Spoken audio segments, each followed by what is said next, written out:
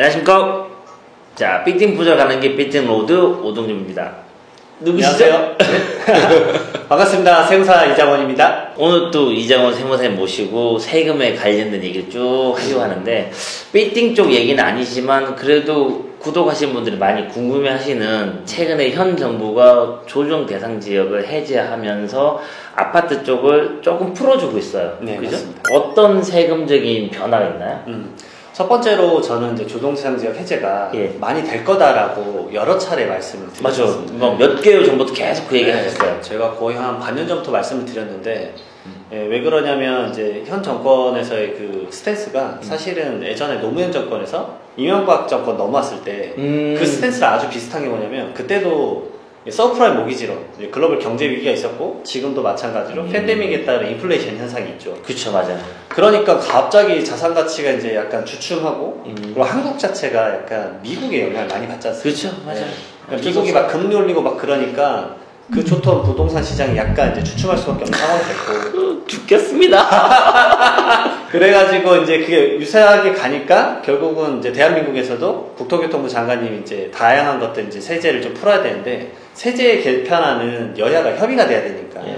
근데 이제 우리나라 세법 같은 경우는 조정대상 지역 내 주택 같은 경우에 취득, 보유, 처분에 대해서 중과세가 있는데, 그러면 세법을 바꾸지 못하면, 중과세를 못 바꾸면 조정대상 지역을 풀어버리자. 묶어놓은 걸 풀면은 되지 않겠냐? 예. 그게 예전에 07년도에도 똑같이 있었습니다. 그때 07년 12월 3일에 시작을 해가지고 08년 이제 11월 7일까지 연속적으로 많이 풀렸어요. 07년 9월부터 해가지고 한 4차례 풀리고, 그때 딱 강남 3구가 12년도에 풀렸어요. 그러니까 3년 반 있다가. 그래서 저는 이 패턴을 보면서, 물론 이게 똑같진 않겠지만 유사하게 갈 거다. 그러면은 조정대상 지역이 6월에 풀렸고 9월에 풀렸고, 원래는 그 주거정책심의위원회가 12월에 해야 되는데 더 앞당겨서 11월에 풀린 거죠. 그걸 보면서 이제 제가 느꼈던 건 뭐냐면, 아, 정말 지금 시급하구나. 그러니까 건설 경기도 그렇고 주택 경기도 많이 죽었구나. 그렇죠. 왜냐면 주택 경기가 이제 이렇게 이제 사고 파는 매도 매수가 좀 죽으면 모든 빌딩 가지신 분들이 주택도 사실은 가지고 계시거든요. 그렇죠. 주택부터 시작해서 빗대고 넘어가는 게 수순이니까. 맞습니다. 그러기에 이제 레버리지를 활용하든 어떤 같은 부에 이제 그 축적을 쌓아가는 하나의 이제 부동산이란 카테고리인데, 그렇죠. 이게 이제 결국은 주택에도 영향을 미치면 빌딩 쪽에도 같이 영향을 미칠 수밖에 없는 거죠. 그래서 이 주택 시장에서도 빌딩 관리하시는 제 고객도 많이 계신데, 여기에 대해서 관심 엄청 많으세요. 그래서 이거에 대해서 업데이트도 받으시고, 그런 분들은 주택도 또 여러 채 있으시니까. 그렇죠. 그래서 저는 이제 계속 말씀드리는 게, 지금 서울이랑 경기 4곳 남았는데 이 지역도 내년 상반기부터 또 풀릴 수도 있다. 아싸. 아싸. 저는 좀 말씀을 드릴, 내년 3월에 이제 1차 주거정책 심의위원회를 할 건데, 그때 물론 이제 그 경기 상황이 어떨지 그건 다르겠지만, 어느 정도의 이제 뭔가 로드맵이 있으면 그런 것들을 계속 풀어주지 않을까 싶습니다. 자, 그러면 조정 대상 지역이 해제되면은 세금적인 부분에서는 어떻게 절세를 해야 될까요? 우선은 이제 조정 대상 지역이 풀리면 중과세가 3가지가 풀립니다. 3가지. 먼저 취득세, 그 다음에 두 번째로는 보유세 중에 하나인 종합부동산세, 종부세, 네, 그리고 세 번째는 양도소득세. 이 3가지가 메인으로 이제 좀 많은 변화가 있다. 전부 다 완화되는 정책으로. 그렇죠. 네. 그래서 취득세부터 말씀을 드리면, 주택 매매 취득세 같은 경우는 조정 대상 지역 내 2주택은 8%, 3주택은 12%로 중과세율을 적용을 받는데, 조정 대상 지역이 아닌 것에 취득을 하면 3주택부터 8%고 4주택부터 12%입니다. 그러니까 주택의 여지 하나 정도는 더 가져갈 수 있다라는 점이 있다라는 거. 그래서 이게 그 조정 대상 지역이 묶였던 시에서 엄청나게 요청을 많이 했었습니다. 국토부에. 풀어달라고. 네. 왜냐면은 그 지방세 재원 중에 1위가 취득세거든요. 근데 중과세율이 묶이니까 취득세 재원이 마련이 되지 않으니까. 하지 않으니까. 네. 그러니까 빨리 좀 이런 거 풀어주십시오. 오히려 주택가격 떨어지고 있는데 이거 안 풀리면 오히려 부동산 하락세가 더 강해질 수도 있다. 그런 것들에 대한 의견이 이제 이번 11월에 많이 투영이 된 거죠. 그래서 경기도권 거의 풀리고 서울이랑 이제 경기 4곳만 남은 거고. 그 다음에 두 번째로 주택 증여취득세도 이제 관심이 좀 있으실 텐데요. 조정 대상 지역 내 시가 표준액 3억 원 이상 주택을 증여를 할 때는, 증여자가 다주택자다라고 하면 증여취득세가 원래는 3.8%, 4%, 그러니까 국민주택 규모 이상이냐 이하냐 나누는데, 이게 원래 그렇게 낮은 세율이었는데, 이게 조정 대상 지역 내 시가 표준액 3억 이상 주택을 증여를 한다, 다주택자가. 그러면은 12.4% 아니면 13.4%로 거의 한 3배 정도 증여취득세가 올라가는 거죠. 그렇죠. 그러니까 조정 대상 지역이 풀리는 순간부터 지금 문의가 많은 게 뭐냐면 경기도권의 주택을 증여를 하자. 이런 문의들이 지금 좀 있으신 편입니다. 그래서 지금 이제 자녀에게 미리 주자. 그 다음에 내년부터 이 증여 취득세 과표도 또 개정이 되거든요. 예. 그렇기 때문에 미리미리 지금 올해 내에 증여를 해야겠다라는 문의가 사실 진짜 쏟아지고. 그럼 증여 가액도 부동산 가격이 좀 떨어지고 있으니까 낮춰서 진행하겠네요. 네, 맞습니다. 그래서 유사매매 사례가액도 많이 낮아진 상황인데 여기서 감정평가를 한 번 더 하면 저번에 이제 대표님과 한번 촬영을 했었던 안 팔리면은 차라리 증여를 해버려라. 네, 맞습니다. 그래서 그때 감정평가를 더 낮춰서 증여를 하면 올해 내에는 조금 더 이제 절세를 할 수 있다라고 말씀을 드리고요. 그다음에 이제 두 번째는 그 보유세입니다. 그죠, 종부세죠. 네.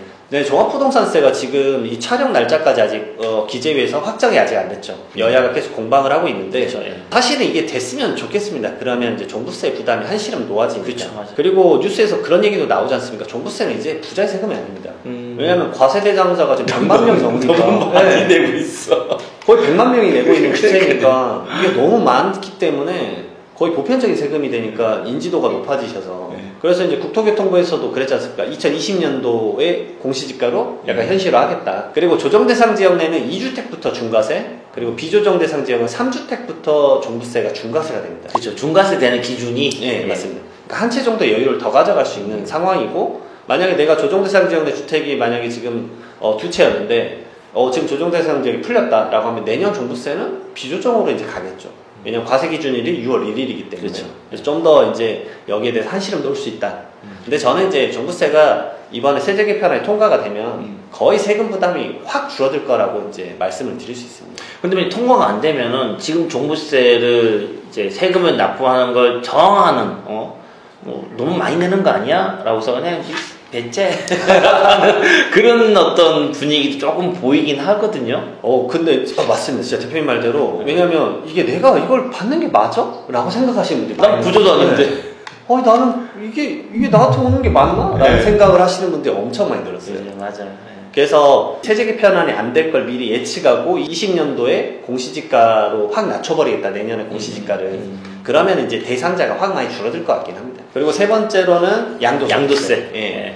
우선은 첫 번째로는 조정대상 지역 내 1세대 1주택 비과세를 받으시려면 그 취득을 할 때 조정대상 지역이다 라고 하면 2년 거주를 해야 돼요. 그죠, 거주. 예. 근데 이제 조정대상 지역이 아닌 지역의 주택을 취득할 때는 거주 없어지는 거죠. 되고 보유 기간만 따지는 거죠. 맞습니다. 예. 그 다음에 두 번째는 일시적 1세대 2주택 그 비과세를 할 때 종전주택이 있은 다음에 신규주택을 취득을 하시잖아요. 1년 지나고 나서. 근데 이 둘 다 취득할 때 조정대상 지역이었다. 그러면 종전주택을 2년 이내에 팔아야 비과세인데 신규주택이나 종전주택이 이제 조정대상 지역이 아닐 때 취득을 했다라고 하면 3년 이내에 팔기만 하면 돼서 그 비과세를 받을 수 있는 기간이 1년 더 늘어난다. 그럼 두 개 다 아니어야 됩니까? 하나만 아니어도 됩니까? 하나만 아니어야 됩니다. 그러면 첫 번째 주택을 살 때는 조정대상 지역이었고 두 번째 주택 살 때는 아니었어요. 조정대상 지역이 해제됐어요. 그러면 이분은 3년 동안 이따가 팔아도 되겠나요? 그렇죠. 그래서 예를 들어 종전주택이 지금 조정대상 지역이신데 이번에 풀린 경기도권을 주택을 취득하겠다라고 하면은 3년 이내에 얘를 팔면 되고 이 주택은 거주 2년을 하지 않아도 되고 그런 식의 이제 플래닝을 짜실 때 도움이 되는 거죠.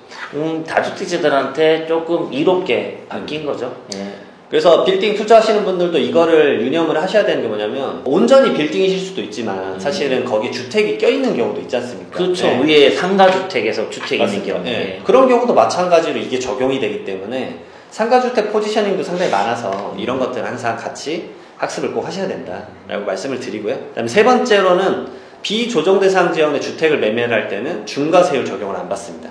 왜냐하면 조정대상 지역 내 주택을 팔면 2주택부터 뭐 20% 추가, 3주택부터 뭐 30% 추가. 그렇죠. 정말 살인적인 중과세율 적용되지 않습니까? 하지 말란 얘기죠. 네. 그게 이제 적용이 안 되기 때문에 세부담이 물론 이제 한시름 놓아졌죠. 물론 지금 이제 보유기간 2년 이상의 주택을 23년 5월 9일까지 팔 때는 어차피 중과 배제가 되고는 있긴 하지만 그래도 이게 혹시나 5월 9일 되고 나서 연장이 안 됐을 때 또 당황스러우실 수 있기 때문에 이런 것들도 있구나라고 알아두시면 도움이 되실 것 같습니다. 제가 생각할 때 돈은 돌아야 돼요. 돌고 돌고 돌기 때문에 돈이라고 하는 것 같아요.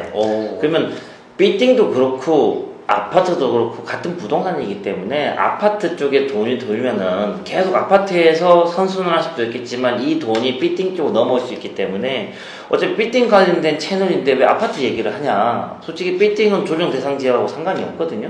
그렇지만 조정 대상 지역이 지정되거나 해제되는 것에 따라서 간접적으로도 삐띵은 분명히 영향을 받는다라고 생각합니다. 그래서 오동TV를 보시는 이 구독자분들도 아파트 쪽에 정책이 어떻게 바뀌었는지 물론 다 아시겠지만 다시 한번 복습 차원으로 이 영상을 보셨으면 좋지 않을까라고 해서 영상을 지금 업로드 하는 거고요.